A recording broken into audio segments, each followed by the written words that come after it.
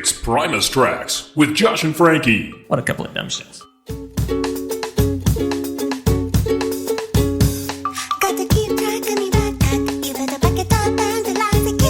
We are excited today to speak with Gabby Lala. Oh, you have heard her records, Be Careful What You Wish For, and I Know That You Know That I Know, which is probably the best record title I've ever heard, as well as appearances on Colonel Claypool's Bucket of Bernie Brains, Les Claypool's Of Wales and Woe, and in live performances with a fancy band. Holy cow, how do you keep all those straight? Gabby, welcome to Primus Tracks. Great to have you. Hello, thank you for having me. It is so cool to talk to you. We are big fans, of course. Be Careful What You Wish For. I listened to it when it was first released, and I will admit to you that I actually pirated it back then. I'm so sorry. But I did buy a copy in the last month through Captain Kirk Records. So okay. I like that. I like that method. Absolutely. I think I've atoned. For me, that was a time of moving. I was moving from Iowa to Oregon around that time. And, I grew up as a huge Primus head. And that was kind of a fallow period for Primus. And the Les Claypool solo stuff I wasn't so into at the time. So I just remember wanting to listen to the weirdest music I could get my hands on. So I was listening to a lot of Captain Beefheart, Frank Zappa, that sort of thing. Mr. Bungle, Secret Chiefs 3, all these bands, some Scandinavian death metal. But then I got your album. And I was like, oh, this fits right into what I'm looking for right now. So it was really good to listen to it then, and then to get a legit copy and listen to it again 15 years later or so. It definitely fit, and it was part of my soundtrack of moving. So thanks. I appreciate that. Don't forget your backpack. Oh, yes. In the move, I don't think I left anything behind, but I did lose a couple of T-shirts I really liked. I have no idea where they went, so they probably didn't make it into the backpack. I guess we can start kind of big picture, because you're a multi-instrumental musician, I guess I should say, and you have all these experiences, but take us back. I mean, where'd you kind of get started with music? There's a lot going on with your music. Was it a childhood thing? Yes, I started playing music as a child. When I was around 5 years old, I was really into that movie Annie, the original Annie with the red-haired girl.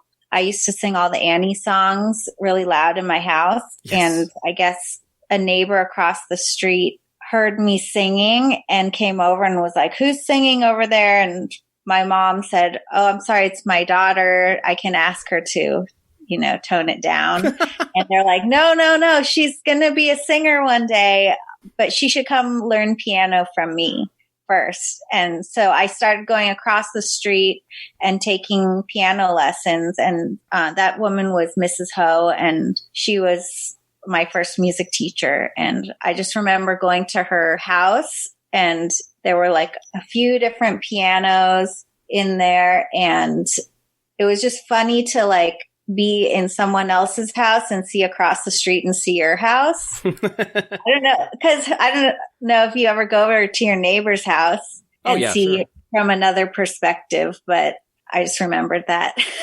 But I used to take lessons with her, and then and I played this toy piano that I have it right over here. That was my first instrument. And then I graduated to having a full-size piano. Okay. And the toy piano that is nearby you is the same one that you had as a kid? Oh, yeah. And cool. I play it on the album. Oh, very cool. This is it.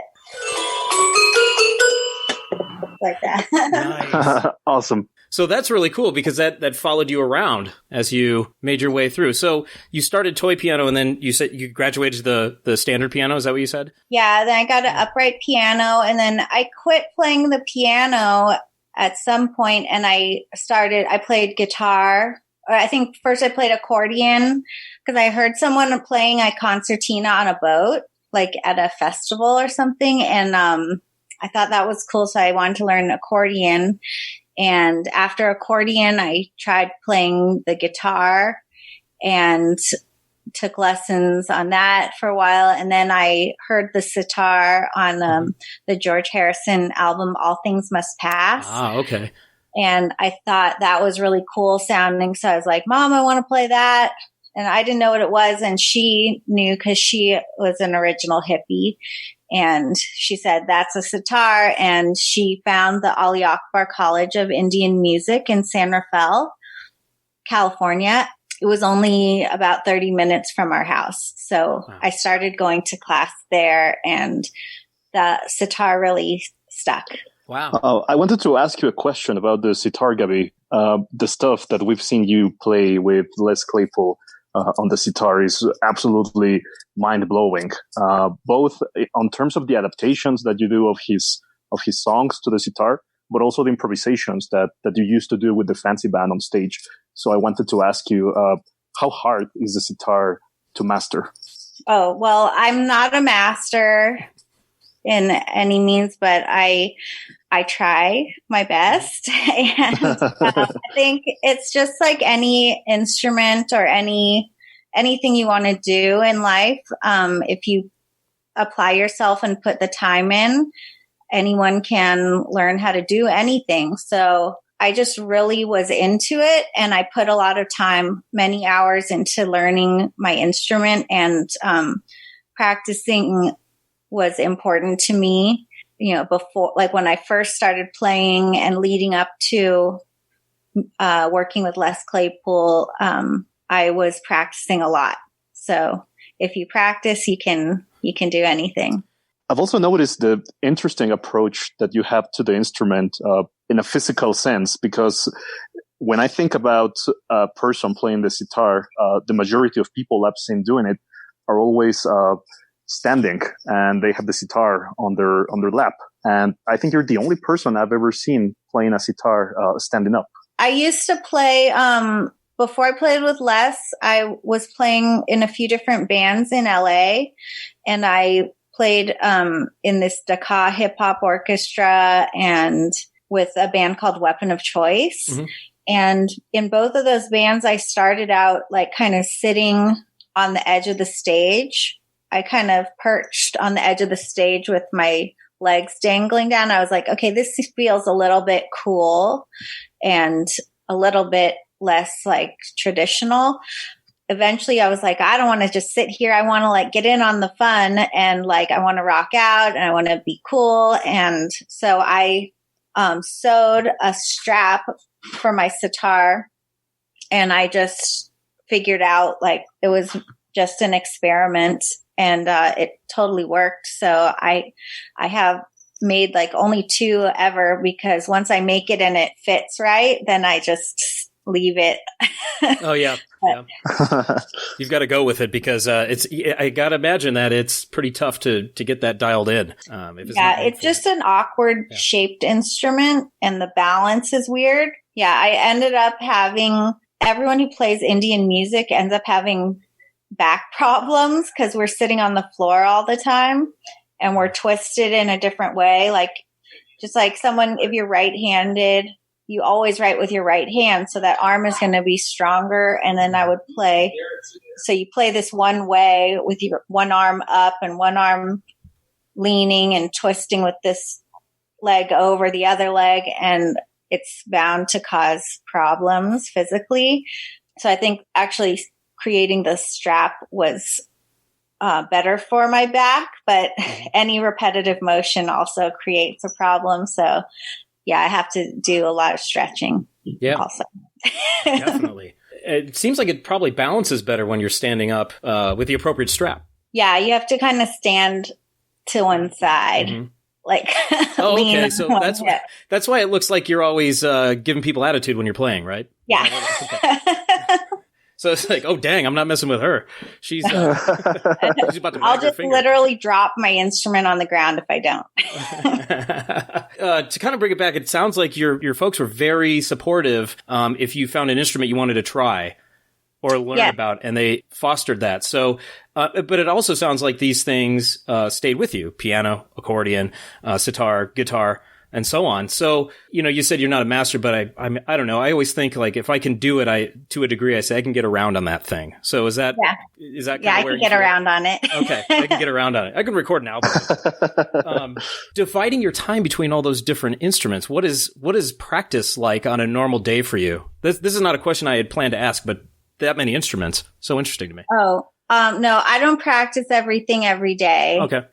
I just I have everything available to me, and I just will go with whatever is feeling right. And even recently I enjoy playing an instrument that I can't get around on that easily because less familiar, and I have fewer things that are like go-to chord progressions or go-to patterns. So I like to go to an instrument that is somewhat foreign. So lately I've been actually just playing keyboard once in a while. Mm-hmm.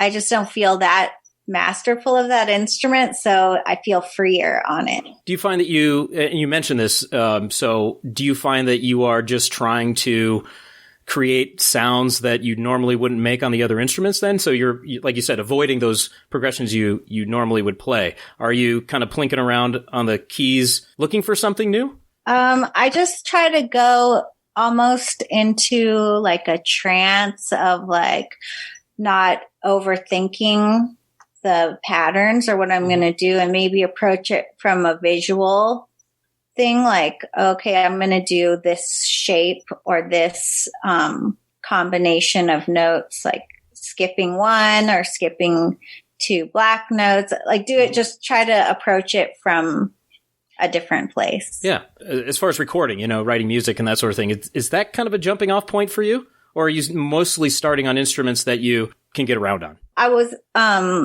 at the beginning of like the quarantine stuff, I was really into playing the guitar. Mm-hmm. And I was learning more chords on the guitar again because I really only did that pirate song, and then I never recorded anything else on guitar. Mm-hmm.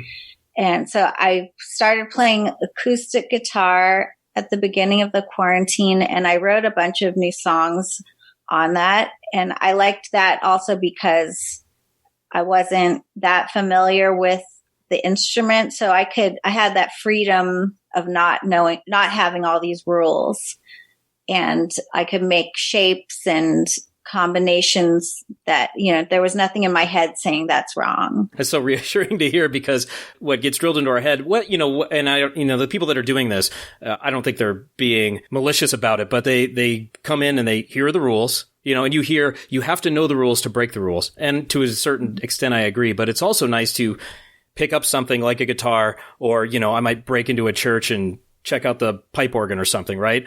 Before they haul me away. I don't know the rules, but it's really cool to just check it out and plink around and find something that sounds good without knowing the rules. So there's a lot of ways to think about it, but it's great to hear you say that there are none. And so it's a freer feeling. Yeah. So I really like doing that. And then as I make up some songs, on the guitar, using shapes or chords that I'm just figuring out by ear. Mm-hmm. Later, I might try to learn another song and discover, that's like some form of D chord, and then that kind of opens up what I'm learning also. So now I know D and I know some other form of D, mm-hmm. and then I see what's related to that. So that leads to deeper understanding. I hope on your next album there's an explanation too. Say after a song you can have an explanation track and say you see the D13 chord created tension, and we can understand it better, because it's always helpful. That'll be the B-sides. So you grew up in the Petaluma area, is that correct? And you're in the Bay Area. So as a teenager, because we're pretty close in age, and I think it was probably 92 or 93 that somebody handed me a tape that had Primus on it. But I'm curious, around that time, were you aware of the Bay Area scene? Because there were a lot of bands that were just getting huge at that point in that area. Were you aware of what was going on there?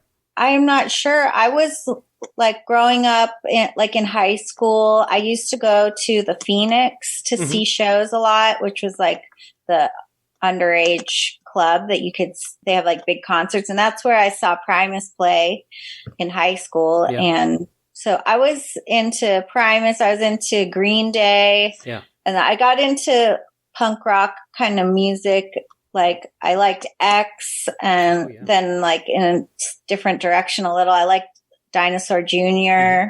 the stuff I was into. And then I was really into the Bee Gees and disco music for a while. And then I got the sitar, and then I was really into all the 60s vibe and just everything that was going on in the Bay Area in the 60s. and 70s. And so I guess I had like a spread of things. And then I was like always listening to Live 105. They had these call-in, which is like a radio station, and they always had free concerts that you had to win tickets to.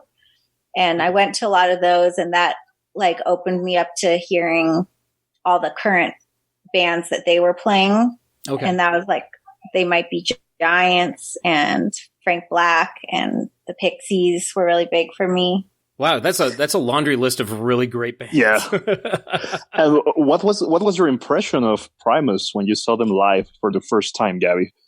Oh, I was a big fan before I saw them live, and I really wanted to go to this show, and my parents were like, well, you're not going to that by yourself. And I'm like, well, I'm not going with you guys. So then they were like, okay, find someone to be like your chaperone. So then my friend's older brother was the only one I could find who was interested in going. And so I was like, fine. Okay. So my parents bought him a ticket. And then we got there and he ditched me and hung out with his friends. But I still had a really good time because I didn't want to go with him anyways. Yeah. So Oh, everybody wins. Good. we all got what we wanted.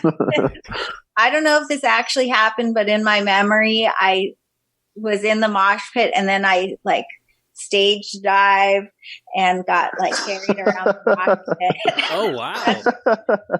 That's my memory of it. What year was this? I think I was a freshman in high school. I'm going to do really bad math because I know we're close in age. So this probably, I'm going to guess 92, 93?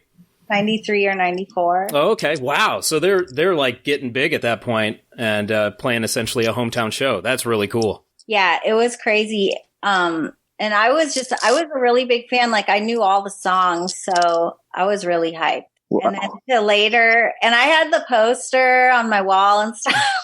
So like I was really stoked when I just got to meet Les. Yeah.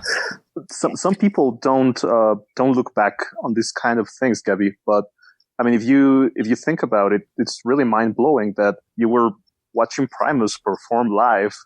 You were in the middle of the mosh pit, and just a decade later, you would be actually working with Les Claypool on his music. Have you ever pondered about how amazing that is? Yeah, I know. I feel really lucky. It's pretty cool. I think like it was never my goal. Like when I went to see them play, I wasn't like, oh, I want to be a musician. I want to be on that stage. Like I was more, I don't think I had, maybe that year is when I got my sitar and started playing sitar, but I was kind of like, I sucked at guitar and I didn't really think that would be like my thing, like playing music.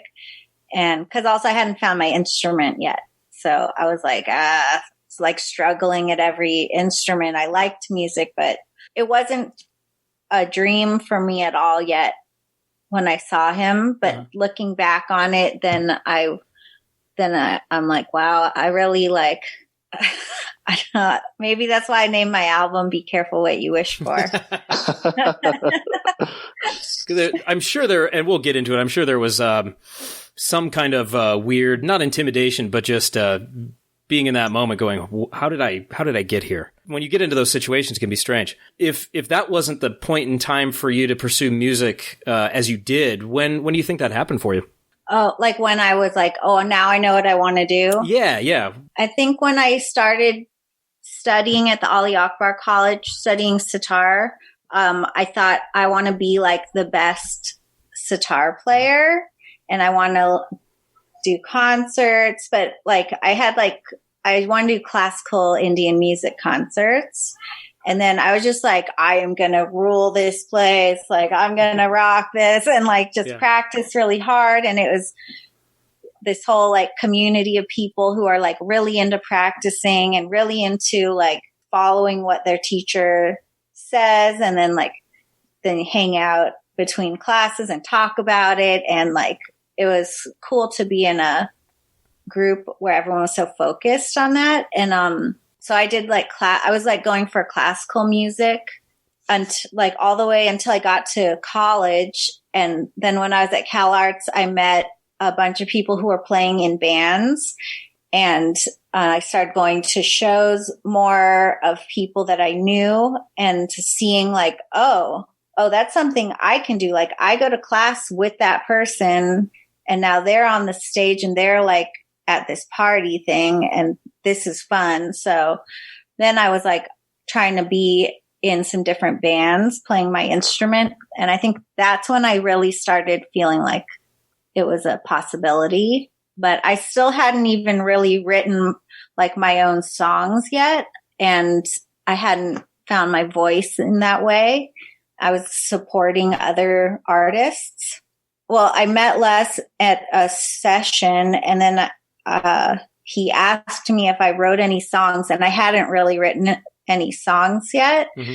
I had like a few weird ideas and I just was like, yeah. And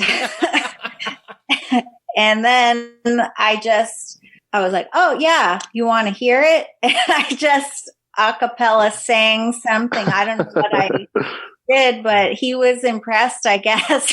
Wow. And then he was like, well, you should come back and we'll record a song. And then that led to, that was cool. And then let's record an album and I'll put it out on my label. Wow, that's amazing, Gabby. But what is the context of this session? How did you and Les end up in the same studio? What were you working on in that session? It was on Big Eyeball in the Sky, song with Norwood's on it and Lonnie Marshall.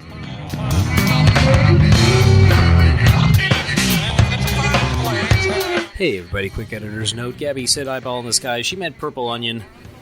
And it's all good. This is the track she's talking about, Dee's Diner. Back to the interview. And so I just tagged along because I knew them. I think I had a car, so I could drive us to the session. Wow. And so we went, I just brought my sitar because that was like the funk way. The way of funky people is you just bring your axe and you just get up on stage and rock no matter, like you weren't invited, but like, you're like, hey.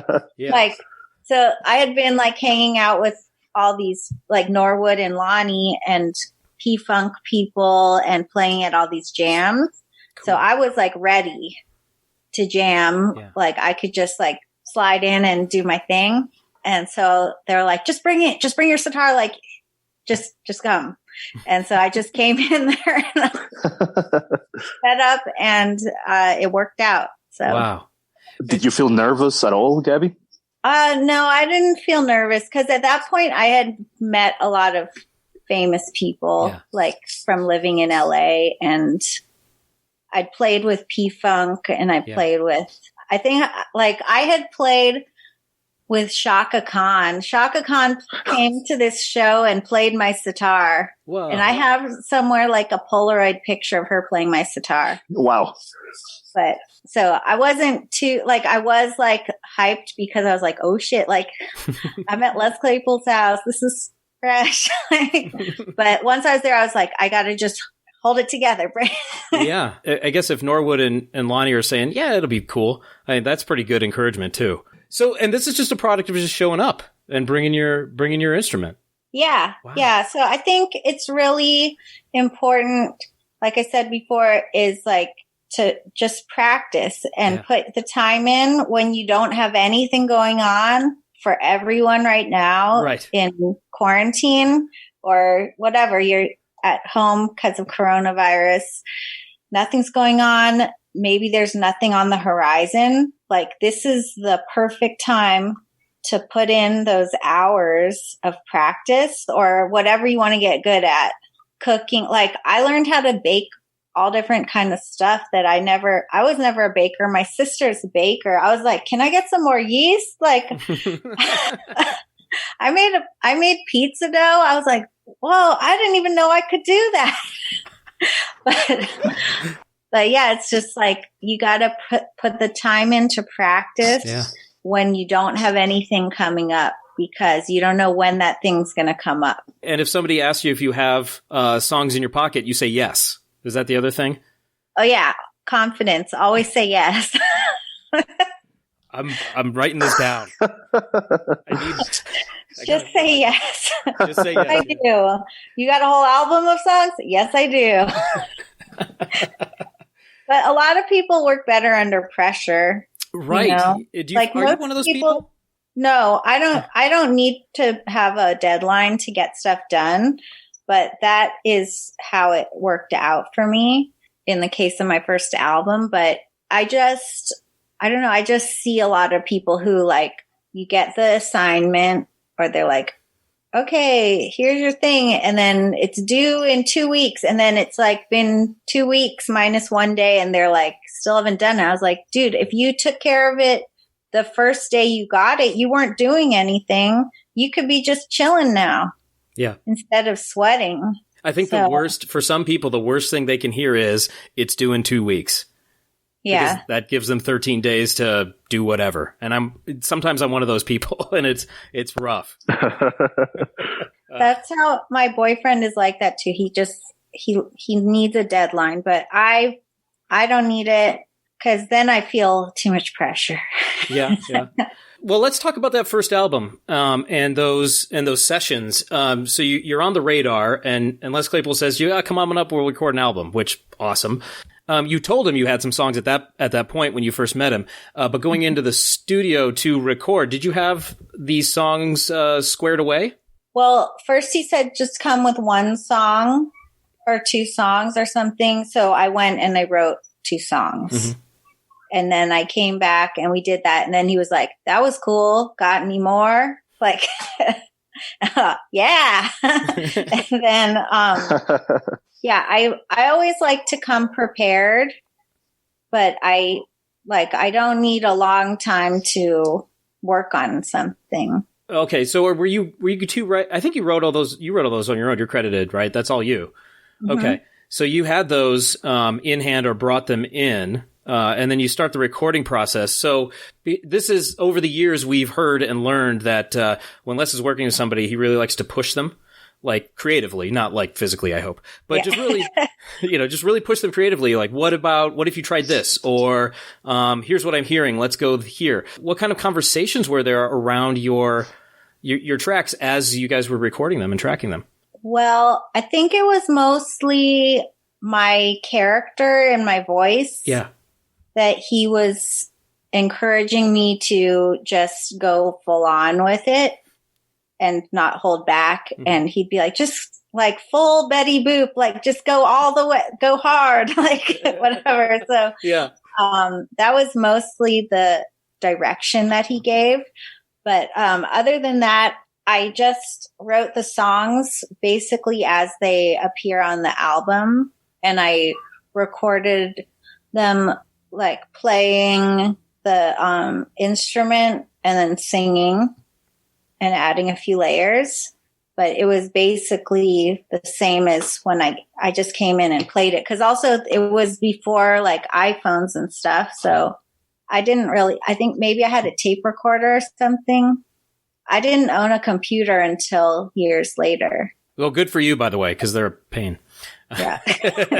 So you bring in these songs. Are you playing on a click track then as you're recording your tracks, or just kind of free?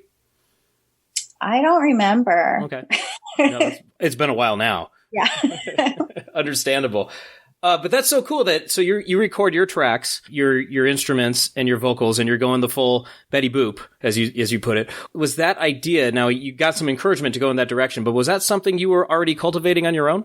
I don't think I had Betty Boop in mind, but right. I was doing kind of like a hyper cute thing. And so he just got wind of that and encouraged me to go with it. Oh, okay. I wondered if it was more intentional. It doesn't sound like you were kind of going in that direction, given the content, like lyrical content, because it's on the surface, it sounds like a kid's album. Right. To some people, like to me, I was like, is this like but then I started listening and went, well, there's more sinister stuff going on here, which makes it more interesting to me. Yeah. So was that kind of intentional to kind of draw people in and then pull that rug out from under them? I didn't do it intentionally, but I I think it's just like it was like my natural musical expression. Mm-hmm. Just those kind of cautionary tales based on like the structure or like something about nursery rhymes. I just grew up singing all the nursery rhymes and like, I mean, if you listen to the lyrics of a lot of nursery rhymes, they're pretty dark. Yes. So like as a mom now, like when I started singing things that I knew, I was like, should I be saying this like in front of my kid? Like that's kind of dark. So you're when the bell breaks. Sorry, kid.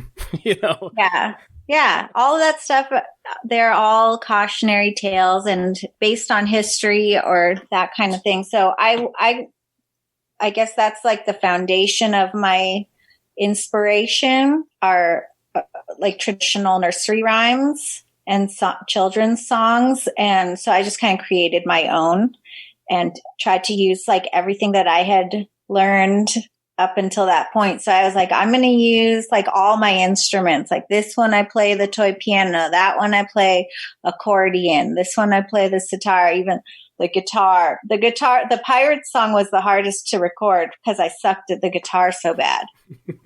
But I had to do so many takes. I was like, oh, it's so embarrassing. I'm sorry. I'm glad you had the leeway there, though. That's good. That helps things out, I imagine. Yeah. Oh, gosh. Because you talked about trying to find your voice and just delving into what you knew. For a lot of people, I don't know if they understand that you can just go with what you know. As far as performance goes. And I kind of wanted to be a singer and for a while. And I was like, I'm going to be like Les Claypool. But then I was like, well, that doesn't really fit me. And then I heard some other, then I saw The Music Man with Robert Preston. And I went, now that, I want to do that. And then I heard some other guys. And my wife, many years ago told me, you kind of sound like Howard Keel. I had no idea who the hell that was, but he sings like this. And I was like, oh man, I could do that. That's my range at least. So it gave me some grounding, and I did a few vocal lessons here and there. Yeah. My record will be out in about 2068 if you are still around. Oh no. So that's too long. Oh, okay. Well, I'm working on it. We're getting there. Just put out a single. Oh, I can do that. Absolutely. We don't have to wait so long. Will do. Oh my gosh. You're going to be number 1 on the thank you list. Okay. Well, I said 2068 because I got to give myself a lot of time, right? But it sounds like you had to deal with some deadlines. Do you remember your time frame for recording that first record? Well, it wasn't rushed at all because it was his own label. Yeah. So there wasn't anyone saying this is the deadline, but it was just, he's like, okay, you got more songs? Yeah. And then, okay, you want to come over next week? I was okay, sure. Like, he was just it was like downtime. So he's like, come on over. Cause, I was living back with my parents in Petaluma. It was pretty close to where he lives. So it was just like being neighbors. He'll be like, you want to come over tomorrow? I'll be like, all right, cool. So we just, recorded it pretty casually. It wasn't meant that many sessions in my memory. Well, that's cool because I do remember him saying, like, around that time he was doing a lot of work. So it seemed like, I think he said the Big Eyeball in the Sky record was 2 weeks, which is what? Yikes. They recorded that in 2 weeks. Now that's a grind. Like, that's getting it done. So it sounds like you had more time than that, which is good. Yeah, it wasn't rushed, but it was just like, maybe there was a deadline, but I wasn't really aware of it. I don't know. Okay. We just like go in and like do a few songs and then all right, see you tomorrow. Yeah. Well, that sounds nice and relaxed and collegial too. So that's a great way to go about it, I think. Finding what works for you. I know that Frankie has a lot of those questions about specifics, so I'm going to turn it over to him and try to pretend I know what he's talking about too. All right. Okay, Gabby. So if you don't mind, I'd like to go over your work with Les Claypool chronologically because I have some specific questions about each different era that you participated in. Now I'm nervous. What if I remember? All right. So starting off with Bucket of Bernie Brains. I mean, the official lineup for that tour includes Buckethead, Brain, Mantia, and Bernie Worrell. But you were also an integral part of this band because you played at every single show from that tour. sitting in on Elephant Ghost, Hip Shot from the Slap, and The Big Eyeball in the Sky. So my first question about this tour is what it was like for you to be on the road with these legendary performers like Bernie Worrell, Les Claypool, and of course, Buckethead. It was really fun. It was my first big tour that I've ever been on. I had only done like, we're going to drive to LA. We're going to go. So that's all I had done was just like drive and do 1 or 2 shows and then come back home. And so this one was like really big, and they let me ride on the tour bus too, because it was just me. Like I got to a lot of first, and I got to like hang out and become friends with everyone in the band, like just hanging out. I really got to be friends with Les, even though we had like hung out, and recorded the album. That was like really cool. No Les and like Buckethead and Brain, so nice. And Bernie and I really connected and had a nice friendship as the oldest and the youngest on the bus. I was about to ask you about Bernie, because Les has said that not only was he an amazing musician, but he was also a really nice person to be around. I don't know. We just connected in a really sweet way, and he was just really, really silly person, and always a day off in San Francisco, which is like a day off at home. My parents always, and they came. Mom and Bernie really hit it off. Like everyone got along really well. And like my mom came and brought like beef stew or something to the hotel. I went home, and then Bernie was like, it was Halloween too. P-Funk had a show. So like he invited my mom and my sister. I don't know why my dad didn't go, because my dad used to come to everything also, but my mom and my sister and I all went to see P-Funk, and then my mom brought him beef stew, and he ate that in the hotel room. And then we went to the show, and like he had us all come up on stage with him and stand like behind the keyboard. Yeah. And it was just like really cool, like be there with my mom. Yeah, it was just really cool. And then later, he had me sing and write the lyrics for a song that he did with Prince Paul. That was really cool for me too. When you were not performing with the band on stage on those specific songs, they were playing the rest of the tracks or they were jamming. What did you used to do, Gabby? Did you hang by the edge of the stage watching them play, or were you doing something else? How did you spend your time while you were not playing on stage? I think most shows I have friends like all over the country. So I'd have like a friend visiting usually. And so I'd usually like either be playing or go backstage and like have drinks with my friends and then go out and enjoy the show a little. And yeah, so I'd always be visiting, and they're usually like my parents' friends, because my mom's from the East Coast, and they both lived in Philadelphia and Boston at one point. So whenever I go to the East Coast, like almost anywhere, there's like a friend of my parents. So they would always come to the show and pick me up. So I'd usually be like hosting my parents' friends. That is not a common thing on tour, I have to imagine. Yeah. It sounds like it might also, though, alleviate the monotony. I'm guessing after a couple of weeks, you kind of figured out, let's get on the bus, go to a city, play, do something, get on the bus, go to another city.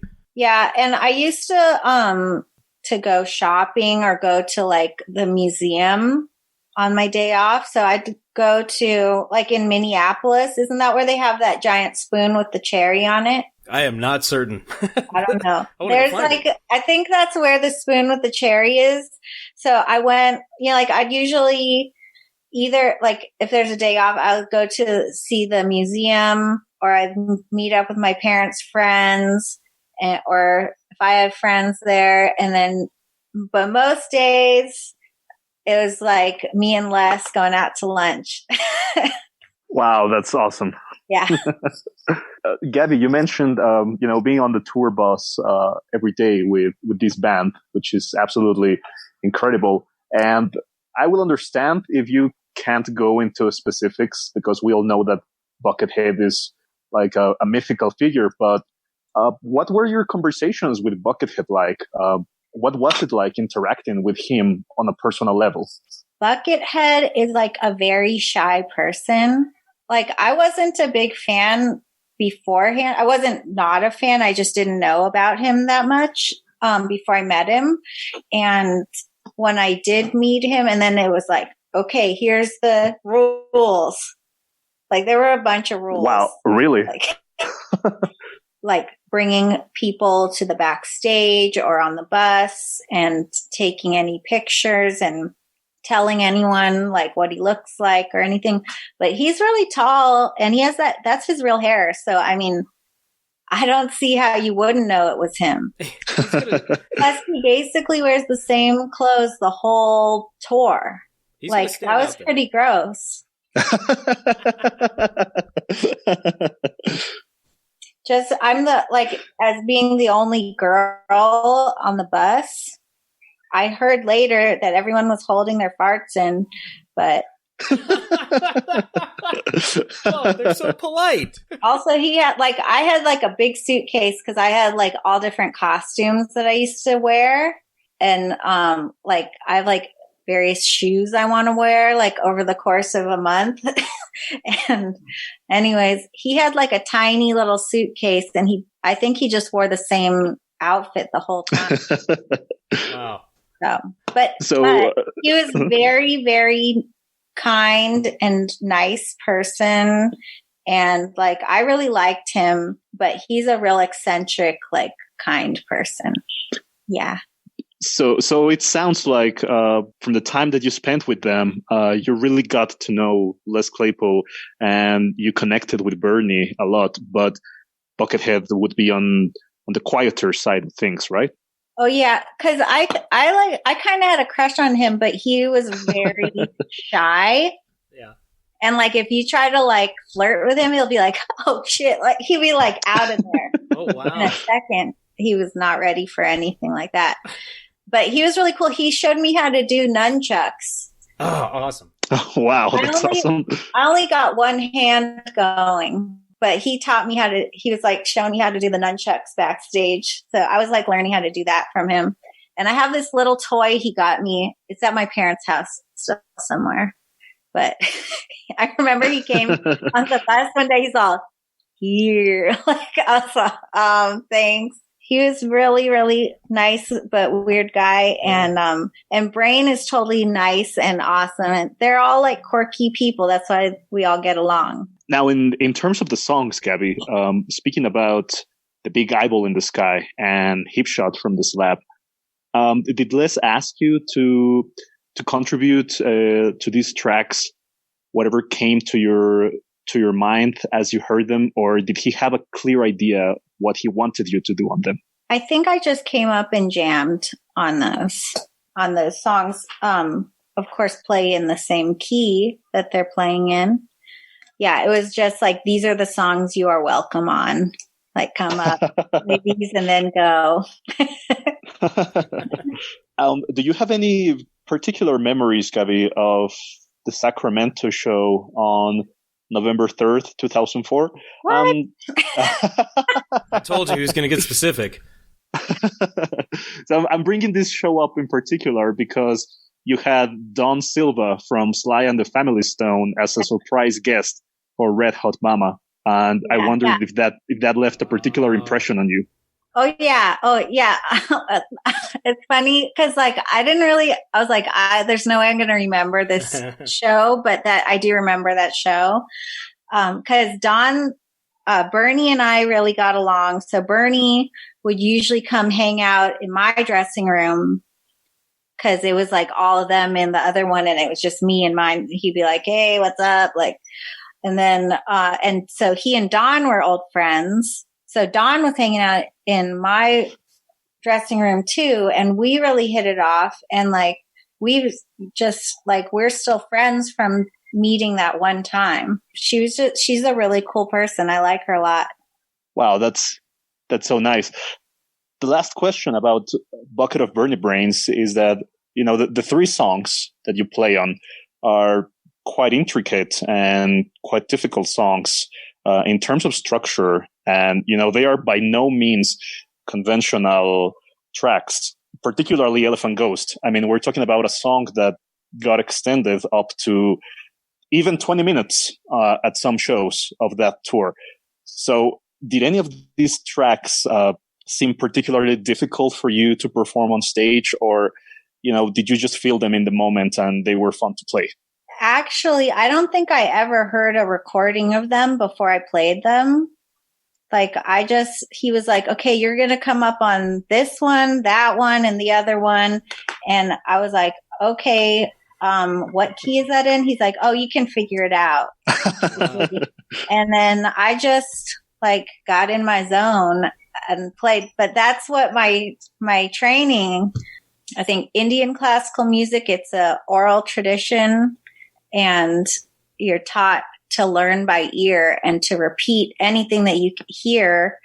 Like, your teacher will play and you have to just repeat it immediately. So it trains your ear and it trains your body physically to react in a mimicking way. And then your confidence is built when you're learning how to jam in funk music or jam band stuff. When you go out there and you just improvise, they're both improvised traditions. And so I think all my work that I put in for Indian music and then the fun times of jamming came together to make me strong enough to face this challenge of just get up there in front of the packed house and play this song. But I felt so welcomed by the whole band that I didn't feel worried. I felt really supported. And I felt like everyone really wanted me to succeed, and they wanted me to grow and be successful. So it was a good feeling. And I never felt like, oh shit, I'm about to go down. People, I felt like everyone was rooting for me. So you mentioned facing a crowd, Gabby. So that brings me to my next question, which is a transition between Bucket of Burning Brains and your next big tour with Les. And it's a one-off performance at the Jammies in Madison Square Garden. I mean, what was it like for you performing with Les in such a massive venue? That was really, really fun. And it was my first awards show kind of thing that I've ever been to. The Madison Square Gardens thing was really big for me because I had only been there one time to see Prince perform. And wow. It was for my 16th birthday or my 18th birthday. I think it was my 18th birthday. Wow. I went with my one of my best friends, Kathleen, who lived in New York, and she was in the fan club, and she was like, I bought us all tickets. We're going to see Prince. And I got the fan club seat. And it's going down. I got 2 tickets for both nights, and you're going with me the first night, and my friend Haley's going with me the second night.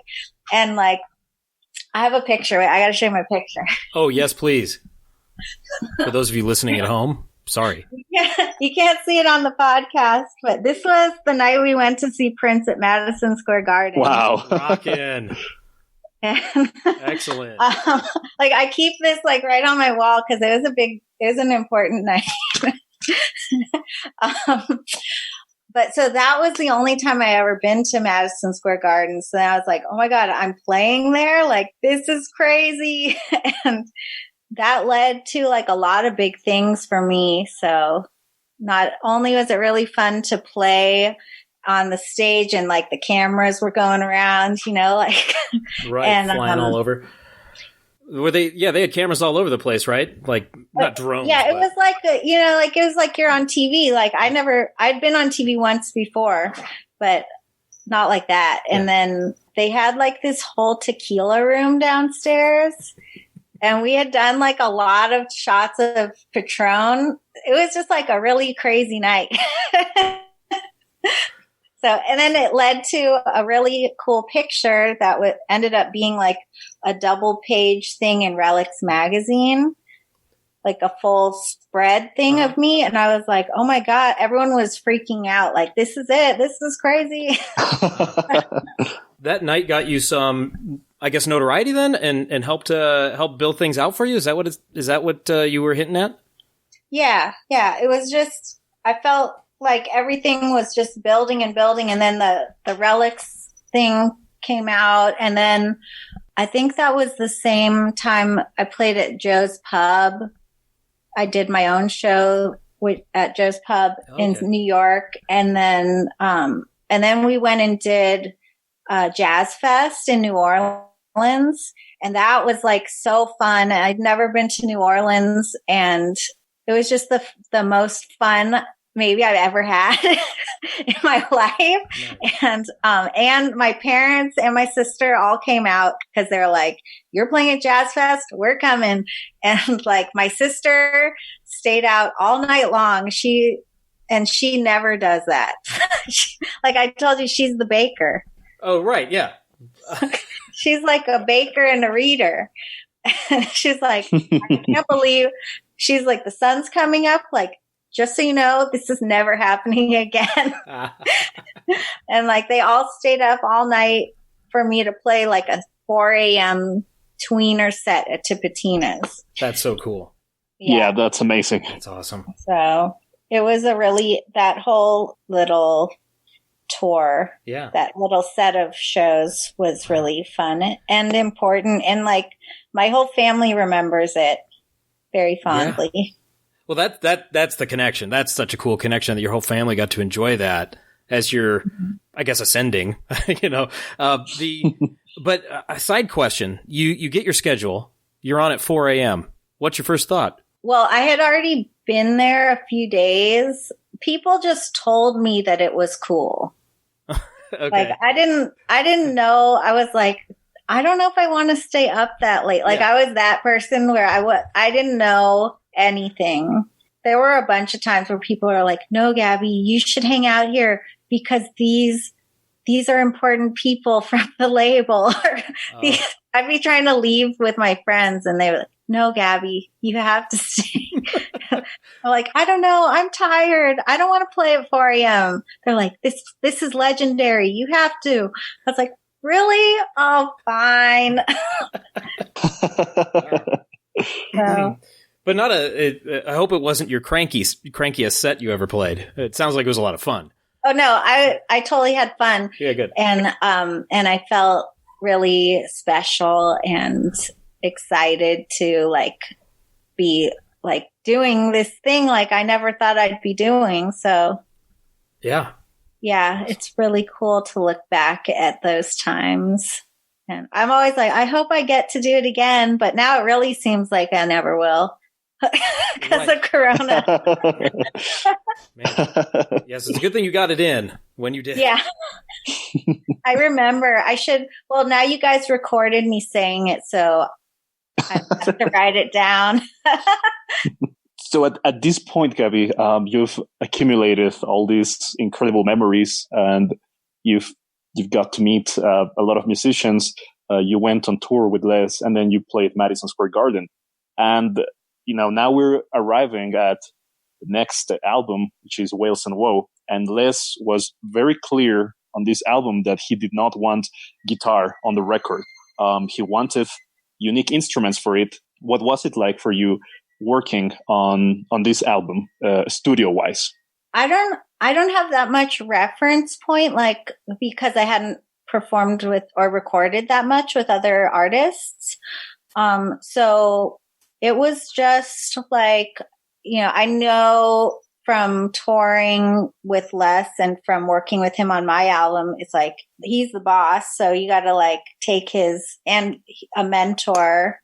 And so it's important to, and it's someone, a mentor you look up to and a friend that you want to please them and you want to still grow as an artist.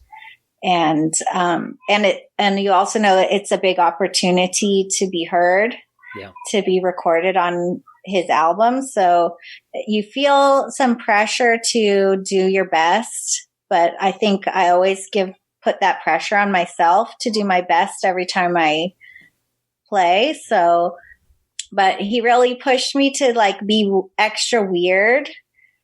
And then like having to try to recreate that live was really challenging at first, but then I learned how to do like the Filipino Ray song. Is really hard to play again. Oh yeah, I was going to ask you about that particular song. You have worked with Liz, but Josh and I, from a fan perspective, there are particular songs that we are blown away by the fact that Les Claypool himself admits they are hard to perform live. And he's mentioned that Filipino Ray is a particularly challenging song to perform. What I didn't imagine is that it was also difficult on your part to approach that song live. Do you think that's the reason it was performed only a handful of times? I don't know.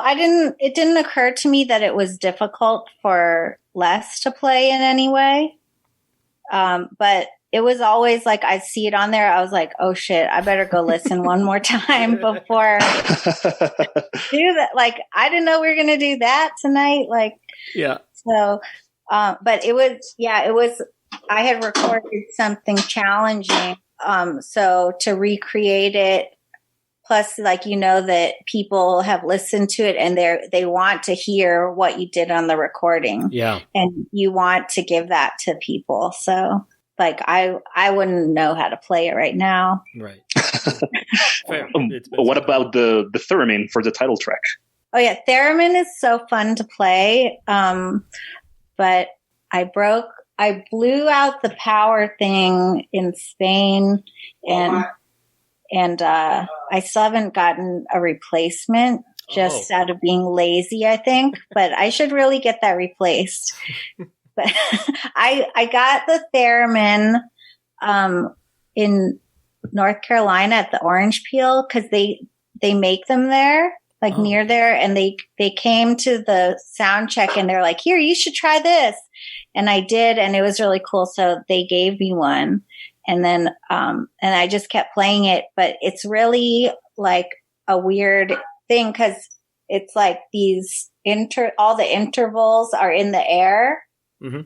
And in order to play precise notes, you have to be really like a robot and not move, and no one can come into your circle, like your electromagnetic field. Like if anyone comes in there, it's going to affect it.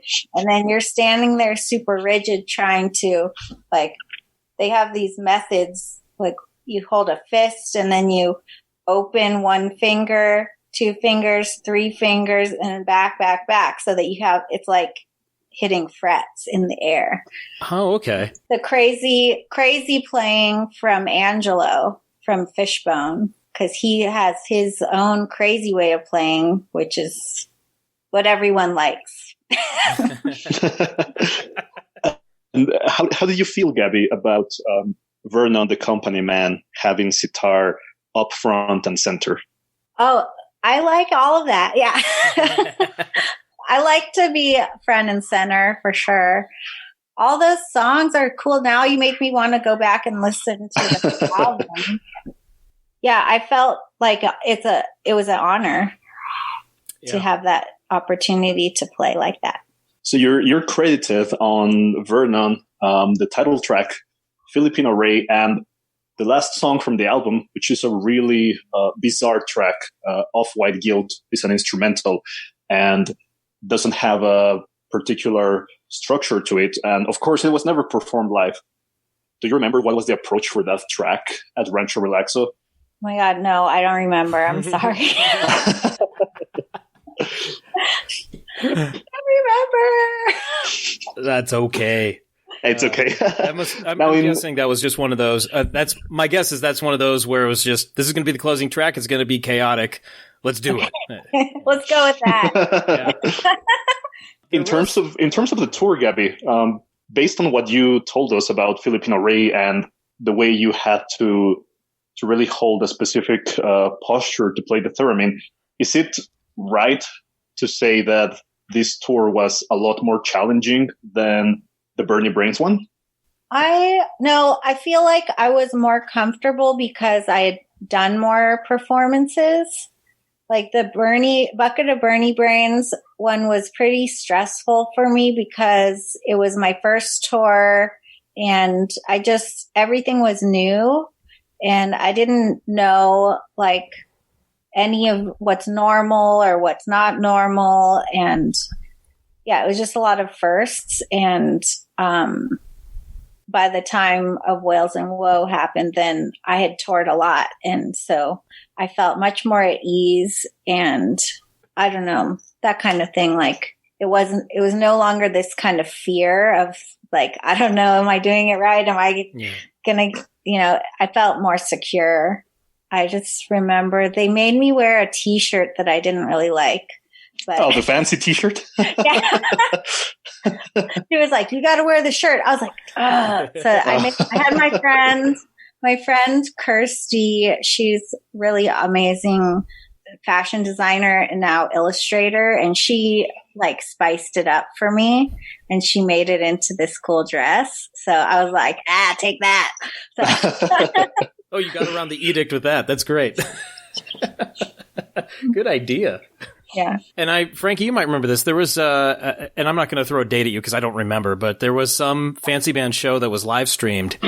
Yeah, sure. One summer. And I just remember people were like, there was some place where we were commenting on it and it was just like, you guys were just killing it. Like it was such a cool show. And I hadn't seen any fancy band shows, live at that point, figured I should see what I'm missing. And I was kicking myself going, man, I should have caught these guys because you guys, it was really tight and you guys were jamming it out. Like your sitar playing in particular, I just remember thinking she really kicks ass at that thing. And it looks so difficult. So I wanted to throw that out there because it was really cool to see because you can hear it. But when you have that visual element and seeing somebody actually performing, it can take it to a new level. That was something for me. And I still have that image in my head these days. Well, thank you. Absolutely. Thank you. Yeah, something similar for me, Gabby. When I first got into Primus and Les Claypool, I actually got the fancy DVD before I even had the Wales and Woe CD. So my first approach to those songs was that DVD. And I remember, first I was completely amazed by the fact that you were playing a sitar because I had never seen that instrument incorporated into that kind of music. And then when I heard the album, I love the album. I know it inside out. But if we compare both things, I think the songs really, you guys took the songs to another level during the live performances. Oh, thank you. Yeah, that configuration, that group of musicians was really cool. And we enjoyed playing together a lot. And we all hung out more than some other groups. Nice. It was cool. It was like one person was like, people are really into fitness and eating good food. It wasn't like the drunken, I don't know, like a cliche tour. It was, everyone was practicing and working out. That's cool. Yeah. Yeah. So that brings us, Gabby, to your last work with Les Claypool is 2017 in the San Francisco Civic Center with Bastard Jazz. And you were the surprise guest for Wamola and This Diner. What was that like? I remember that. That was really fun because, one, it's my hometown. And then reunion with friends and at this comedy thing. It's just a very random event. Of everything is South Park and comedy, and then we played, and it was just good time reunion vibes. Yeah. And it was freezing cold. I don't know. I feel Les, Scarrick, it's all family, and it's just always going to be that good feeling when you hang out with them. So it was cool. That's beautiful. I love that. That's great. And that's what's cool about, I think, that experience is you are, you know, you get on stage and maybe it's like an old pair of shoes. I don't know, or a comfortable old pair of shoes, at least because you already have had those experiences. And I mean, is that what it feels like when you haven't been on stage with somebody in many years and then here you are? Yeah. Like, it's just like, I remember so many times, like you just be playing and then you look over and Les looks over at you and gives you the nod, like go for it. Like, and you're like, okay. You have to, you don't get like a second, like he tells you to go for it as you're supposed to go for it. Oh gosh. No advance. It's not warning. like 5, 6, 7, 8. Yeah. It's like, rip right now. Oh man. So it's fun. It's like nerve wracking and fun. And Excellent. then you just like go off and until you get the nod. Oh, and then you can stop. And then stop. Yeah. Go. Stop. Did you ever My turn. did you ever find yourself like looking at him going, please nod at me. Please nod for me to stop, you know, or did did you feel like you could carry it? No, yeah. So I think there were a few times where he was just like, keep going. I'd be like, what? How long am I supposed to go? Like, is it my show now? I feel like at Bonnaroo or something, he had me play extra long. Oh yeah. And I'm like, okay, all right. I guess that's part of the inspired madness of it all that people seem to enjoy. So thanks for being game for that and going for it. You're welcome. Yeah, Gabby, thank you for creating such memorable music with Les Claypool. We absolutely love the work that you have done with him. Thank you so much. Definitely. I wouldn't be where I am without those experiences. And yeah, I'm always grateful to him for giving me that chance at the beginning. And I just had such a fun time doing all of it. So, and I'm still recording new music that I'm going to put a single out soon, but I just put out one song on that Captain Crook label that you found my album on. And those guys are actually near Eugene. Yeah. Slade, he's super cool. When I met him, he was like a teenager and he's like, met me outside the Wow Hall and he's like, hey, can you sign this? It was like, have you seen The Life Aquatic? Oh no, yeah. I haven't seen that one. Yeah. And the guy's like, Anche questo. He has like 20 posters and the guy, he's like, and could you sign this? And could you sign and Anche and this one too? He's like, look, man, how many you got? He's like, well, I got all these. He's like, look, I signed these, just forge the rest yourself. But anyways, Slade was like outside the Wow Hall with a bunch of stuff. And then like we became friends and he's so cool. And he puts out like all his friends' music on his own little label and he puts it out on cassette. But he puts out like all his friends' music on cassette and he has his own like cassette burner duplicator at his house and he does it all himself. Nice. Yeah. So he's cool.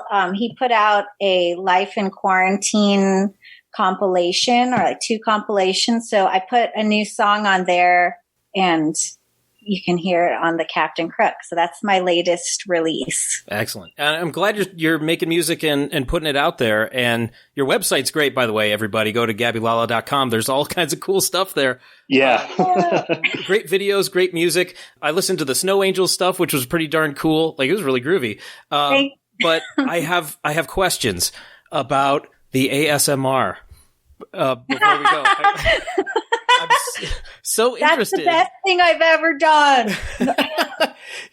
So ASMR doesn't do too much for me, but I think there's an exception. And I think if somebody did one of scissors gliding through wrapping paper, I would just listen to that endlessly. And oh my gosh, Gabby's got scissors right there. So we're a roll of wrapping paper away from like the greatest experience of my life.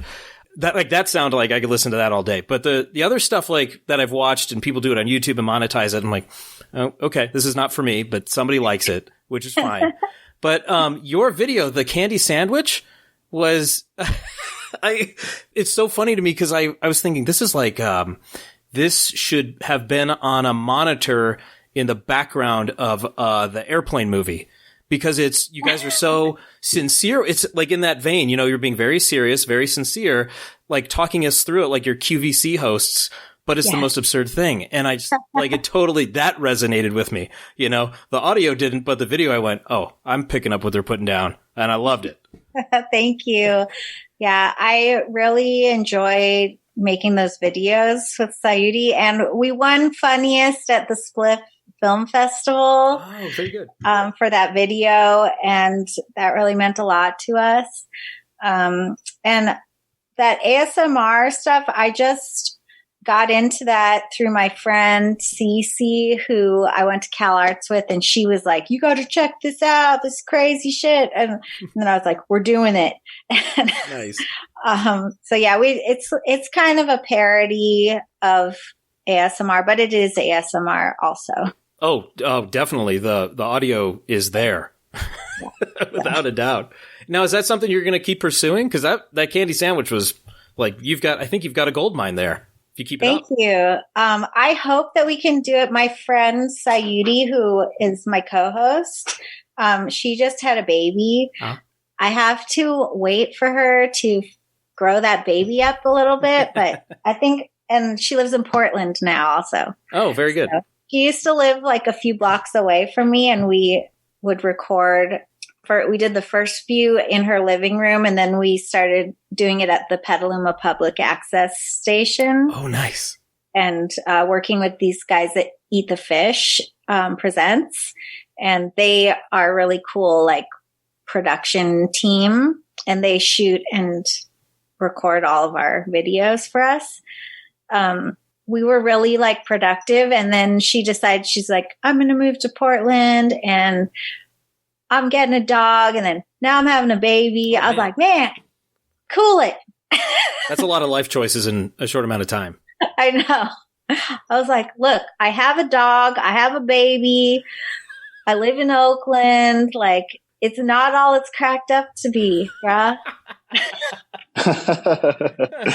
It's cool. But so I hope we will do more videos, but it may be a minute. Well, I'm looking forward to more of those.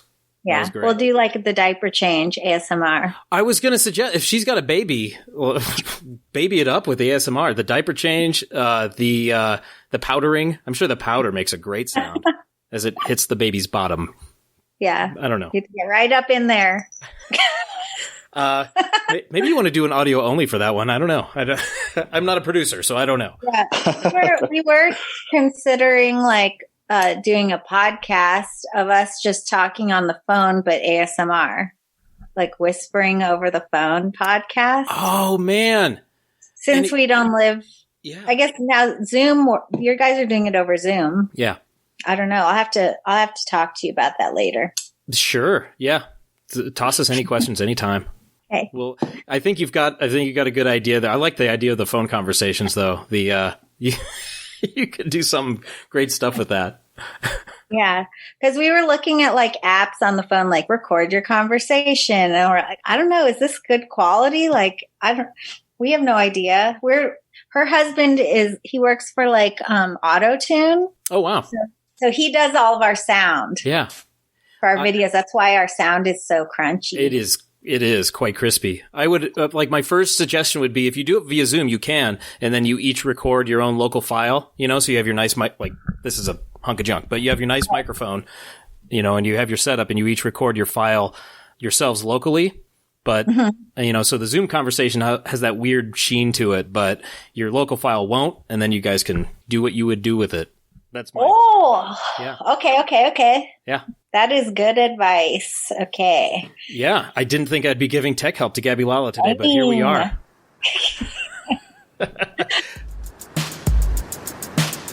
Listen, Gabby, thank you so much for talking with us. I appreciate it so much.